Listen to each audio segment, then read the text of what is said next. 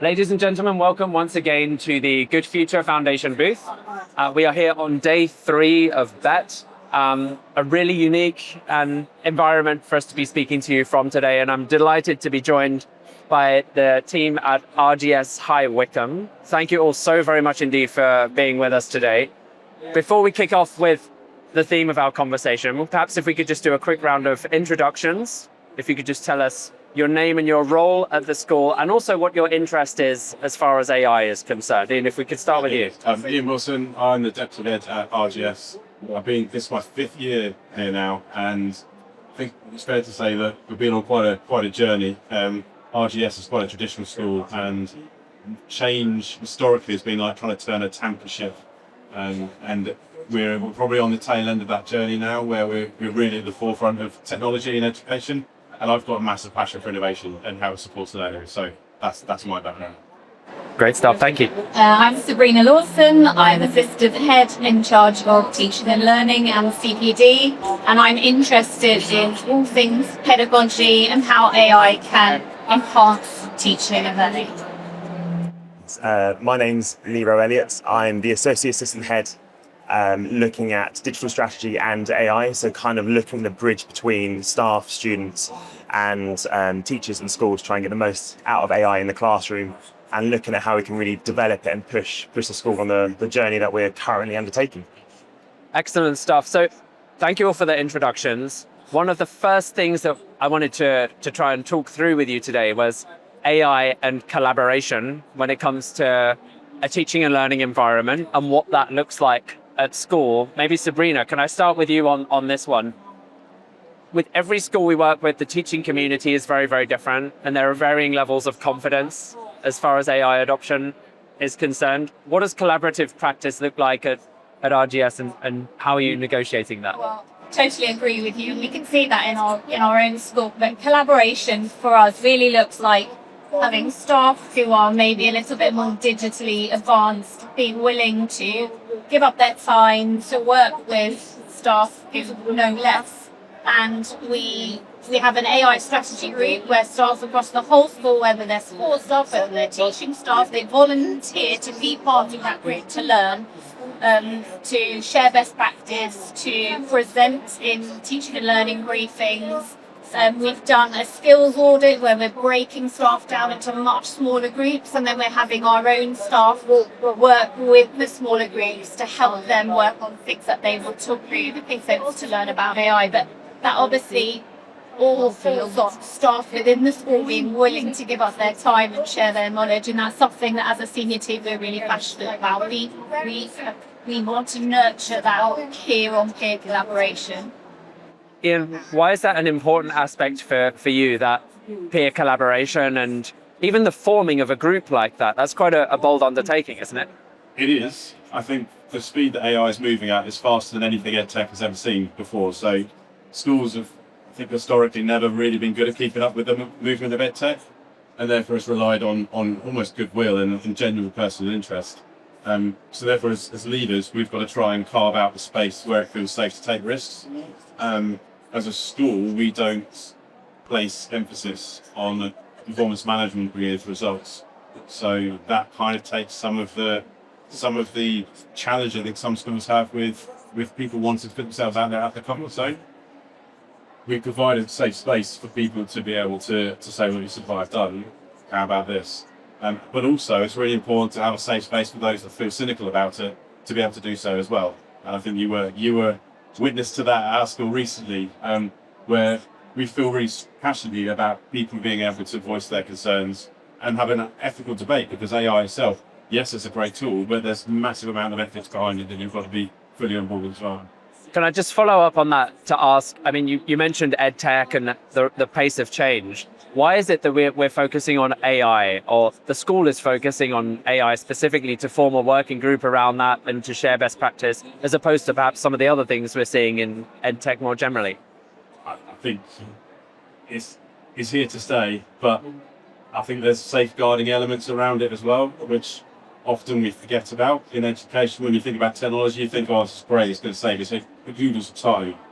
But the students are throwing themselves into it more than a lot of the teachers are, and therefore we need to skill ourselves up as professionals to be able to be aware of what the students are doing to be able to protect them from the challenges they've got as well. So it's not just to save time with teaching and learning or processes in school, it's making sure we're aware of what the students are engaged with outside the classroom so that we can pick up on challenges or the dangers they might be in. Lee, if I could now come to you as well and talk through, what are some of the best mechanisms for making that happen practically so that staff feel confident addressing the technology, but doing it in a way that's ethical and with responsible use at the forefront? Yeah, I think the main thing that Sabrina alluded to was having this working party. So it originally started as a small CPD group, about 10 members from operational and support staff to teachers of all abilities. As we start to have that kind of conversation about the safeguarding side and the best practice, we've actually had a load more members of the community from teaching and non-teaching staff join, to about 20 odd members now. And to really allow us to get the best out of the use of it, we started by creating like a quick guide policy. So the idea for that is to know what are the do's and the don'ts, but also how we can best use it for our students as well, because as we start going into the wider world and what they're going to be going to beyond school, it's so important to understand how we're using it correctly. And having this idea of a collaborative document that allows all of the members of the school to buy into it, it means that if it doesn't look like it's just coming from one direction, everybody's had their own involvement in it to allow us to show that we're all on the same journey together and it's not just one decision being made for everyone.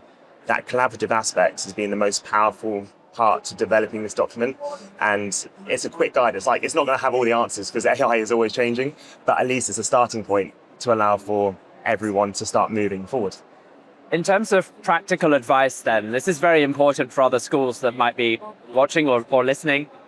What does that group consist of in terms of job roles that people have? Do you actively look for, there's a gap here with humanities, or we need to bring some in from an operational department, or is it more anyone and everyone can? It's a really good question. I think it started off as just a sign up if you're interested in what is AI. And from that alone, we had so many different departments, from humanities to languages to sciences, but we did have a handful of operational staff and non-teaching staff.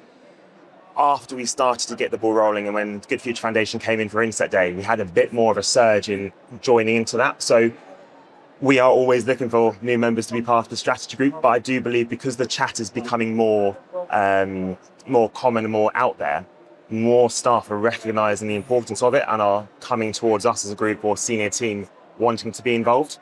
So we don't necessarily canvass to be like, you need to sign up to this. Okay. It's more just a natural inquisitiveness and having that confidence and the autonomy to know that we're trying stuff out and then sharing best practice allows us to get all members of the school to be involved. So we don't necessarily go and cast bait, as it were. We kind of allow that natural interest to appear. And I would just add that for us, it's really important that support staff felt included in it. This is not just about teachers. All our support staff, work in an education setting. So we were really pleased that they also wanted to sign up to the group. I was going to ask you, Sabrina, next about a sort of culture of coaching for those that perhaps have a little more experience, and because of your work in CPD, whether or not there are other channels for people to talk through what they've been experimenting with or what they've been exploring as far as AI is concerned and how they share that knowledge. I mean, we have various ways in which staff at RGS share their knowledge. So from the AI strategy group we have a teaching and learning briefing where staff just stand up and say, this is what I've explored and this is what's working well. We have an online Google space where people put ideas about AI. We call them our Google champions, and that's become a bigger and bigger group. So anything that people have discovered gets written straight on the space. Other people comment on it. We have lots of sharing of best practice within departments for department meetings. So I was really heartened to see someone who was quite fearful of AI just a couple of months ago sharing some best practice that she'd done in AI in an MFL department meeting last week. So there are kind of all sorts of informal channels throughout the school. And I think as a senior team, we have to model how to use it as well. And that supports the coaching model because we actually we have creative conversations all the time. And so we actually skilled ourselves up as a team to understand what can be done and can't be done. So they'll see from our communications how AI is actually being used and being fully transparent when we use it. Because I think part of the development of use and feeling safe with using it ethically is coaching people, showing them that you're using it, because otherwise it becomes a taboo subject. And it's not taboo, it's actually saving us time doing things that we would naturally spend 30 minutes doing, and that 30 minutes can be better spent elsewhere. How do you negotiate the conversation around speed versus quality when it comes to AI? A lot of the solutions, particularly, well, I'm not going to say here at BET, but generally speaking, time saving is a go-to for a lot of tech solutions. But how do we ensure that in our schools that we aren't sacrificing a degree of quality with the content that's being generated? I think one thing we have always said to our staff is that it's not here to replace. I think that's the main thing. It's an assistive tool, and always checking like the outcome or the output of the prompt is the main thing. And yes, it can be there as a way of time saving, but by having that ability to be able to play around and see how deep we can take it, staff are then and support staff are now understanding that there are so many minute differences that we can take to go into it. And it takes time to make a really good prompt. It's not something chucking like make a lesson in this. It would chuck anything in. And as we're starting to open up, being a Google school and opening up to gems, it makes it more specific on the prompts that we want to use. So I think in terms of us as staff and non-teaching staff, it can be useful to save time and just chuck a prompt to get an answer out. But I think it's the education on what is coming out at the end of it. Put garbage in, get garbage out. I think it's the main thing. And it's how you use it. People Google for answers all the time, but they know to scrutinize Google's responses. And it's the same with AI. I think the way that we're working using the canvas mode in Gemini means that people can critique the output in a way that you couldn't necessarily quite as easily just by dumping it within the Gemini chat box. So that's definitely welcome. But from a student perspective, that's the big challenge, isn't it? Are we avoiding that cognitive challenge, which is really, really important for them to be able to form those long-term connections. And part of the work we're doing with Actually Your Potential is trying to get the students to understand the neuroscience behind the learning, building those good habits and align with our character education program, so their academic integrity is there at the same time. They're always going to try and find shortcuts. It's the same when Google Translate came out. It's trying to educate the student as well. But we've never said that it's a replacement. It's there to save time, but we've always talked about hallucinations and things that come out from the output. It's only as good as the prompt you put in, but actually you're still going to get some information out that's bad. So we've talked between us about multiple stakeholder groups as well within the school. You've recently been through the AI quality mark as well to sort of formalize some of those processes. I'm wondering if we can reflect a little bit in particular on, first of all, the operational aspects of that and what you found going through the quality mark process with operational teams, and then also with parents, because I know we're doing something with parents with you a little later on as well. Not sure who best to direct that to, but does anyone want to jump in? I think from an operational staff perspective, we've got minute groups that are using it at the moment, so we would love to push to a whole school area. So that would allow us to go from silver to gold. And how some of the operational staff are using it would be more the policy base, especially running trips on the co-curricular side. And again, going back to the idea of time saving, it allows the staff to actually look at loads of documents and condense it into ways that makes it easier for them. And with moving forward of having Workspace Studio, that would at least help cut down some time. But I think parents, Iain. Yeah, we've surveyed parents quite a lot with just the ed tech element anyway. So we've filtered the AI button.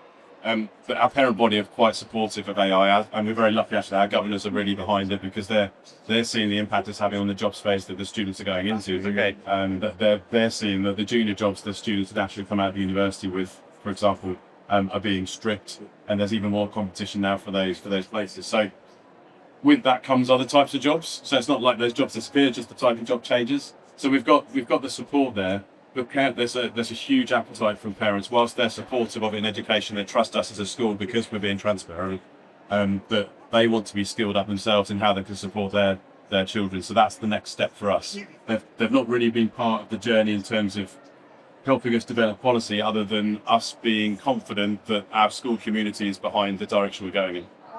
And just to add that, we're holding a webinar through Good Future Foundation is likely to be in March for our parents. So because they would like to know more about it as well, so that'll be good. Very much looking forward to that one. If I can move us back to teachers just for a few final thoughts.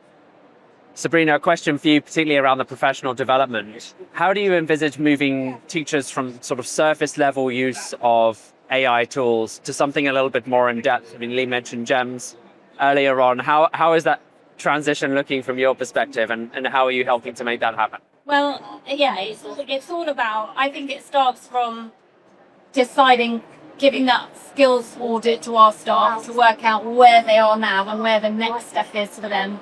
We, as much as possible, try not to do whole staff one level CPD training. We really try to break it down to individualize it as much as possible.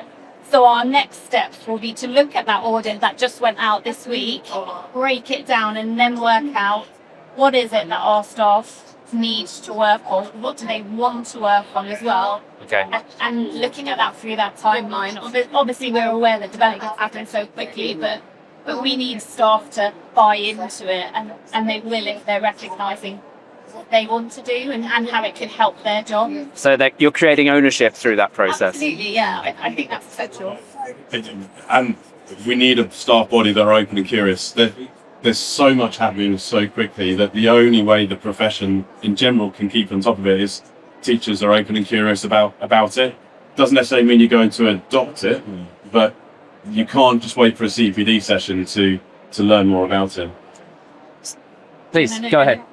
No, Sabrina, you can jump in. I was also going to say, we're quite lucky because I think our staff are open and curious, and that's what's working so well. So if staff have that kind of action research mindset in the classroom, they will play around with tools and they'll play around with prompts and they'll work out which ones increase student engagement or increase learning outcomes, and it ensures that staff are plateauing as well in their practice and they're constantly refining what they do. So I think that open and curious mindset definitely is a key to progression. As I mentioned earlier, we're at a very large trade show at the moment. How much openness and curiosity are you bringing to this space? Is there anything in particular you're looking for? And maybe final thought, what might you recommend to other teachers or senior leaders that are coming here for the first time? I think so. It's my first time at the Vet Conference as well, so Welcome. It's so completely fresh for me. So thank you for having me. Overwhelming with the amount of stalls we have, I think, first of all. But I think if you're a teacher or educator or working in the education industry, I think the first thing is a Good Future Foundation as a platform. There's such a wealth of resources out there, and the communication between other educators, whether they are in the classroom, head of department, assistant head, or administrative staff, there is a continuous conversation that is happening about the world of AI and how it is changing and how best we can use it. And from that conversational piece, the next part that comes from there is the resource sharing. And we're all amazing teachers of what we do. Every school has their heroes of the classroom, but we're all in the same boat together at this point, and sharing the resources and practice and ideas, it's such a powerful platform to allow this collaborative aspect. So my advice for anyone who is looking to get into AI and really start pushing it in schools is get on the platform and just engage, because there's so much information there, and it does remove some of that apprehensiveness and sometimes a lot of the doom and gloom about AI taking over the world and always say please and thank you on your prompts. It's more about just trying stuff out and sharing ideas and seeing what is out there, and don't be scared.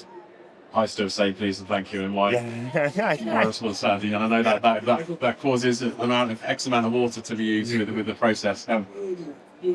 I agree with what Lee said there. I've been coming here since before COVID, so I've seen things change.